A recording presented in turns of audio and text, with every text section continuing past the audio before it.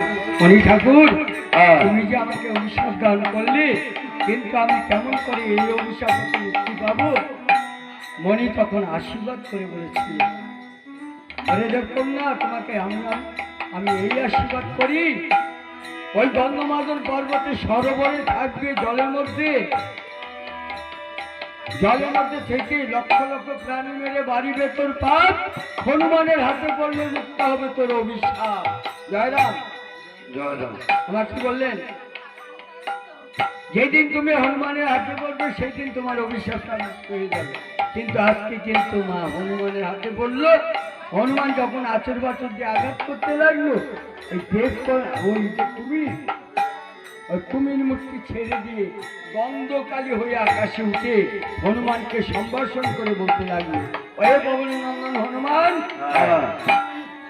ওই ভণ্ড তপস্বীরা হাত হইতে তুমি হয়ে সাবধান।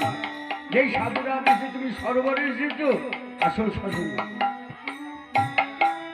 আসল সাধু নয়, রাবণের আদেশে সাধু সেজে আছে, তার হাত হইতে তুমি সাবধানে থেকো। জয় রাম, জয় রাম। ওই গন্ধকালী আর হনুমানের কথোপকথন হচ্ছে। এইবার বাবা ওই হনুমানের বিলম্ব দেখে কালনিমি তখন ভাবছে কিনা, যাক বাঁচা গেল। কালনিমি ভাবছে, আরে হনুমান যখন আসতে এত দেরি হচ্ছে, এত সময় ওই হনুমানকে কুমিরেই ধরে খেয়ে নাকি, আর আমার কোনো ভয় নেই, কারোর সঙ্গে আর যুদ্ধ করতে হবে না, কারোর সঙ্গে আর যুদ্ধ করতে হবে না। কিন্তু রাবণের সঙ্গে আমার প্রতিশ্রুতি কি ছিল? অবলম্বনা, রাবণের সঙ্গে প্রতিশ্রুতি ছিল যে এই হনুমানকে মেরে গেলে আমি অর্ধেক লঙ্কার ভাগ পেয়ে যাব নাকি। রাবণ তো তাই বলে পাঠিয়েছে। হ্যাঁ, এই যে আরে হনুমান আসতে দেরি হচ্ছে, তাহলে কি হলো?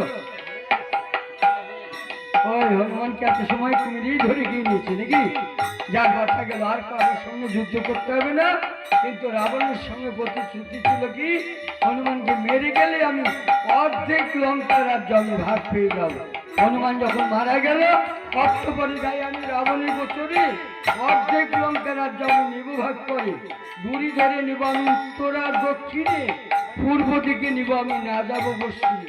পশ্চিমে কি? পশ্চিমে সমুদ্র সাগর।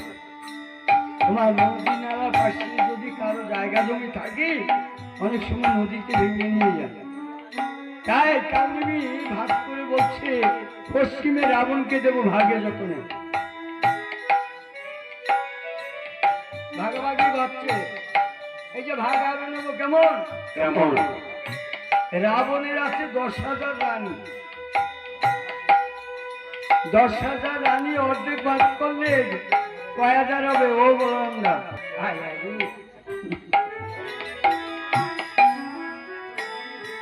কিন্তু এই লোকেরা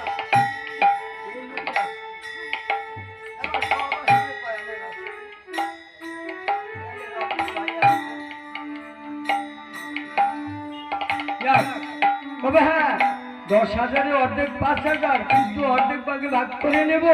যেই ভাগে আছে রানী মন্দাদরী। আচ্ছা, ভাগটা কেমন হলো অভিষুদা?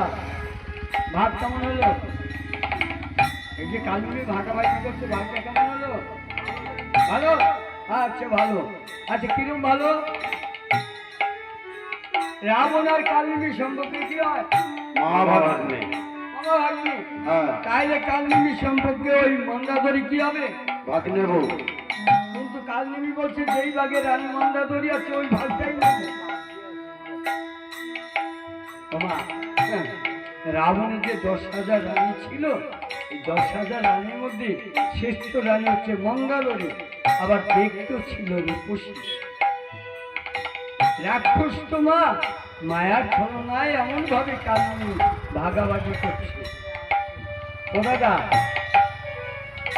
ও বললাম না, একা একা অনেক কিছু বলা যায়, অনেক কিছু করা যায়।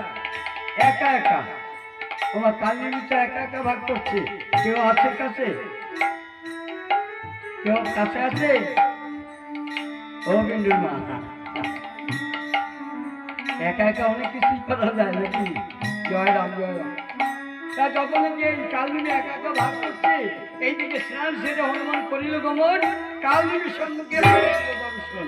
হনুমান যখন লাভ দিয়ে বললো, ওই কালদিনীর সম্মুখে যখন হনুমান লাভ দিয়ে বললো মা, হনুমানকে দেখেই কালদিনী তখন ভাগাভাগি হয়ে গেল।